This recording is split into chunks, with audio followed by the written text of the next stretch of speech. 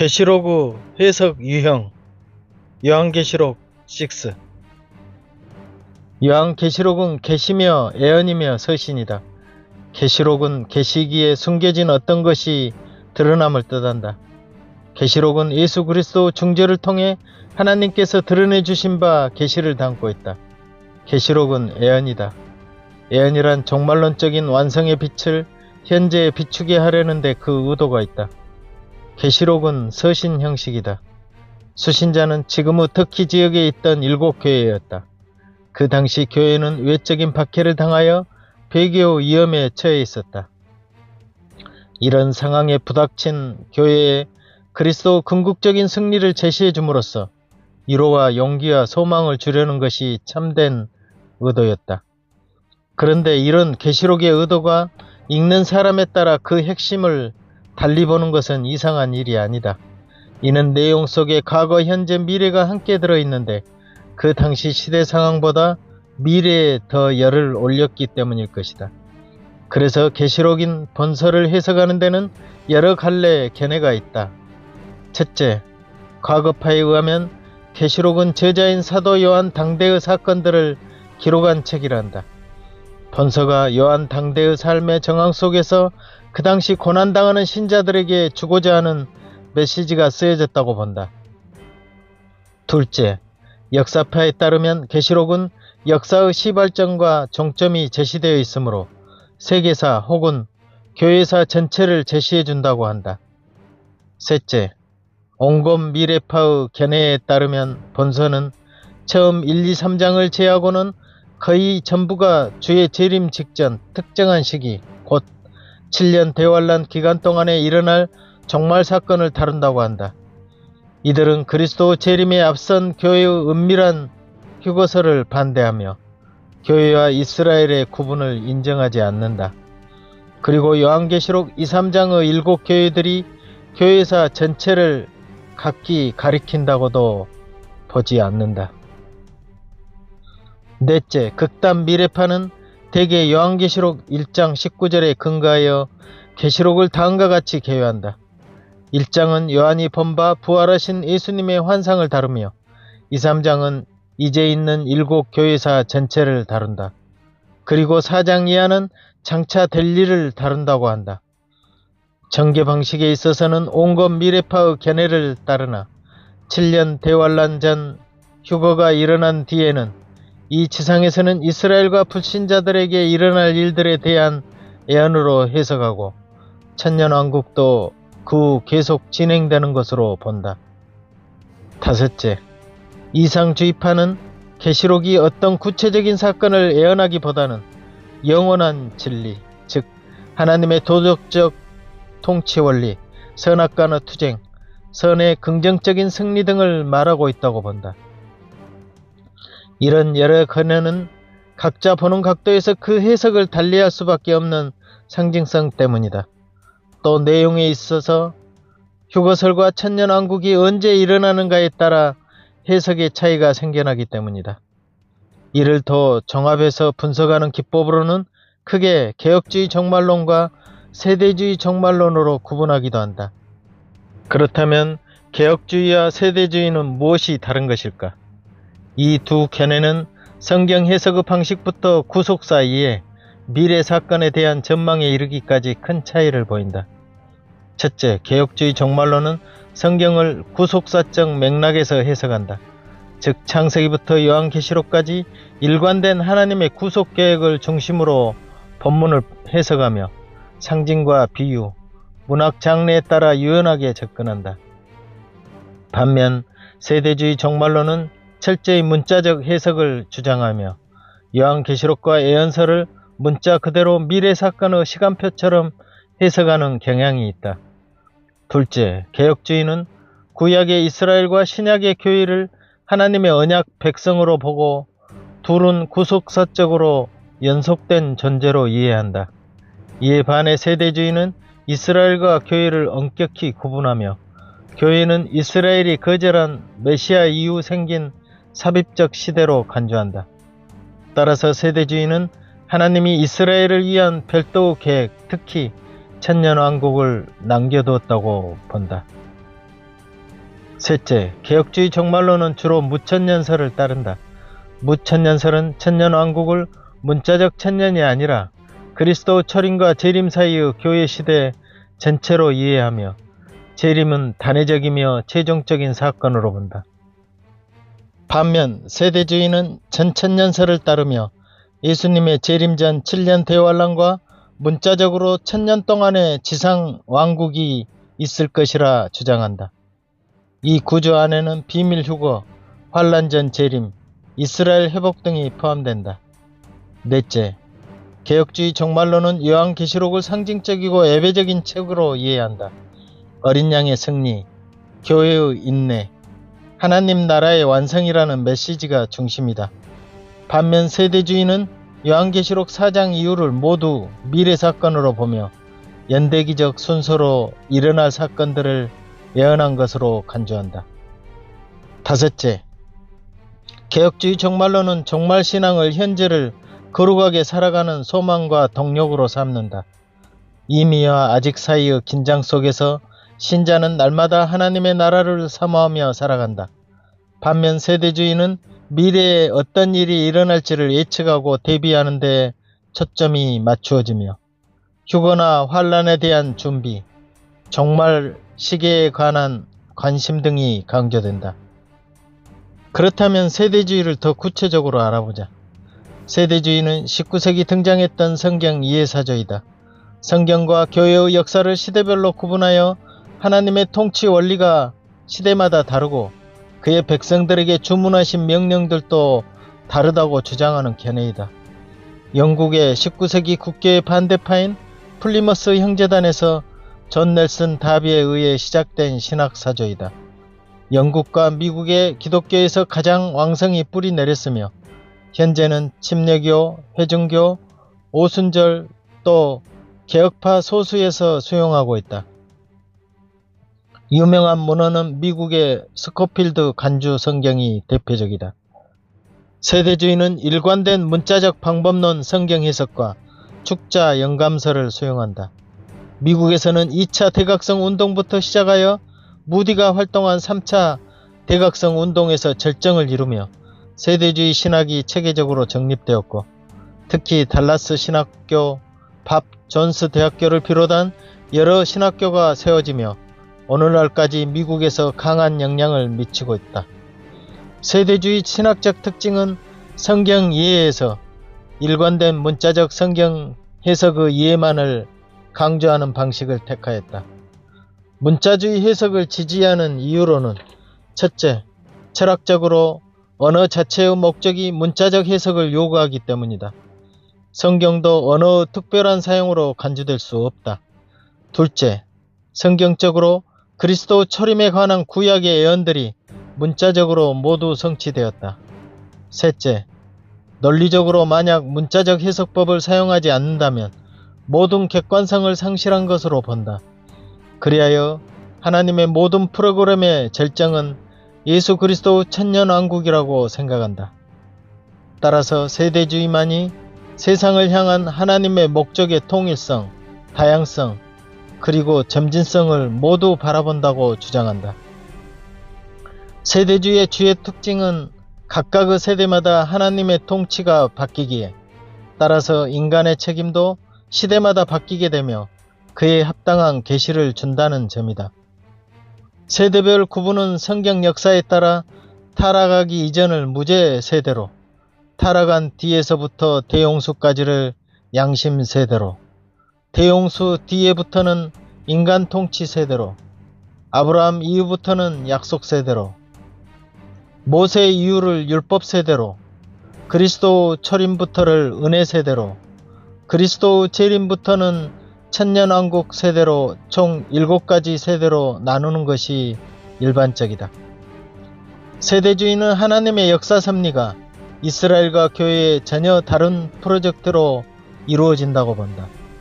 따라서 언약신학에 따라 이스라엘을 영적 교회로 대체하는 대체신학은 반성경적이라고 본다. 그것은 이방인들이 하나님께서 언약을 체결한 백성인 유태인들의 원뿌리를 빼앗아 자신들이 원뿌리라고 자랑하지 말라는 로마서 구조를 정면으로 부정하는 것으로 판단한다. 세대주의는 일관된 문자 해석을 종말론에도 적용하며 따라서 구약의 예언이 천년왕국 시대에 문자적으로 성취될 것이라 해석한다. 세대주의는 교회와 이스라엘을 엄격하게 구분하기 때문에 천년왕국에서 성취된 구약의 예언은 교회가 아닌 이스라엘에 해당한다고 해석한다. 따라서 교회는 환란이 시작되기 전 지상으로부터 들려 올려질 것이라는 환란 전 휴거를 기본 교류로 삼는다. 세대주의에서는 예루살렘의 예루살렘 성전이 재건되고 적그리스도가 3년 반 동안 제사를 폐하며 자신을 신으로 선포하는 사건 이후에 그리스도의 재림과 천년왕국을 지나 세계 종말이 온다고 믿는다. 그렇다면 세대주의와 달리 개혁주의란 과연 어떤 관점으로 미래를 바라보는 것일까? 나는 헤르만 바벤크 개혁주의 종말론이란 책 속의 문구를 그대로 인용하여 전달하고자 한다.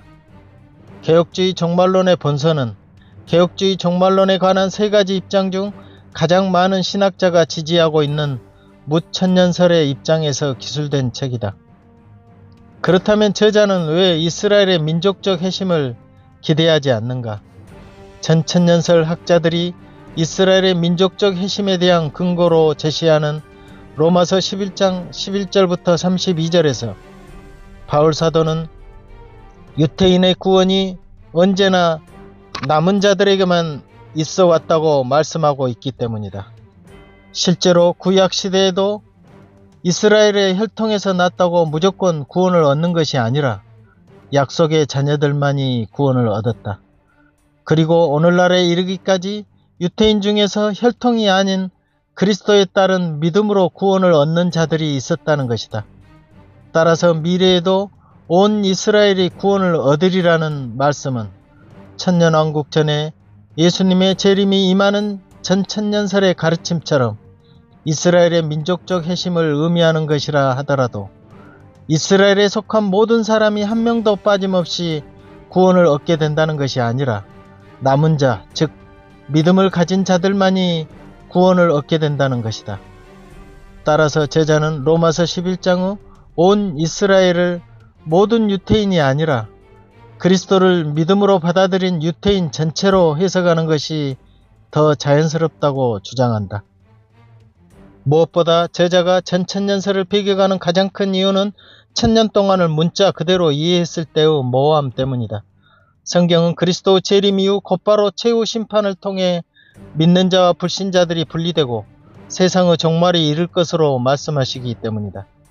그러나 전천년설에 따르면 재림 이후에도 새하늘과 새 땅이 곧바로 오지 않고 그리스도와 그의 교회가 통치하는 천년왕국이 시작된다고 말한다.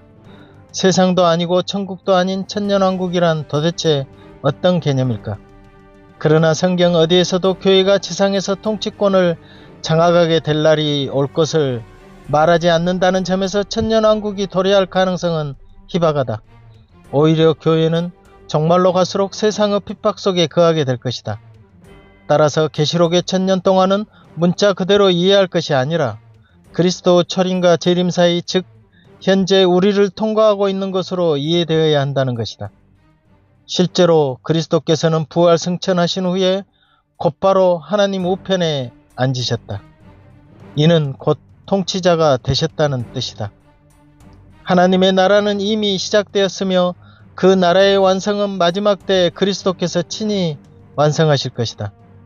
따라서 계시록에서 묘사된 천년 동안은 문자 그대로 천년간 지속될 왕국이 아니라 그리스도 철임과 재림 사이에 존재하는 하나님의 나라, 즉 교회에 대한 상징이라는 것이다. 사실 천년왕국뿐만 아니라 계시록 21장부터 22장에 사도 요한이 묘사하는 예루살렘에 대한 환상 전체가 하늘나라에 대한 상징이다. 요한이 본 환상 속에 예루살렘의 길이와 높이와 너비가 12,000 스타디온으로 정해져 있다는 사실만 보아도 문자적 해석이 불가능하다는 사실을 알게 된다는 것이다. 강과 생명나무, 금과 보석 등에 대한 이미지들도 영원한 하늘나라의 복됨을 묘사하는 상징적 장치라면 천년왕국 또한 상징으로 해석한다고 해서 문제될 것이 없다는 이야기다.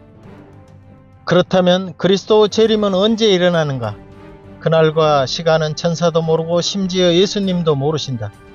따라서 그날은 도적같이 올 것이다. 그리스도께서는 어떤 방식으로 재림하시는가? 하늘구름을 타고 천사들의 호의를 받으시며 번개가 하늘 이편에서 나서 저편까지 번쩍임같이 천사들의 나팔소리와 함께 모두가 알 수 있는 방식으로 오실 것이다. 그리고 그날에는 무덤 속에 있던 모든 자가 부활하여 나타날 것이다. 성도들은 영광스러운 몸으로 부활하여 영생에 이를 것이며 악인들 역시 수치스러운 몸으로 부활하여 영원한 형벌에 처하게 될 것이다. 마지막 심판에서는 신앙의 유무가 가장 큰 기준이 될 것이지만 그 이외에도 모든 행위와 마음에 숨겨진 뜻을 포함하여 모든 것이 심판의 대상이 될 것이다. 이는 각자의 신앙적 헌신에 따라 천국 상급을 차등 분배하시기 위함이며 지옥에서의 형벌에서도 사악함의 정도에 따라 차등적인 형벌을 내리시기 위함이다.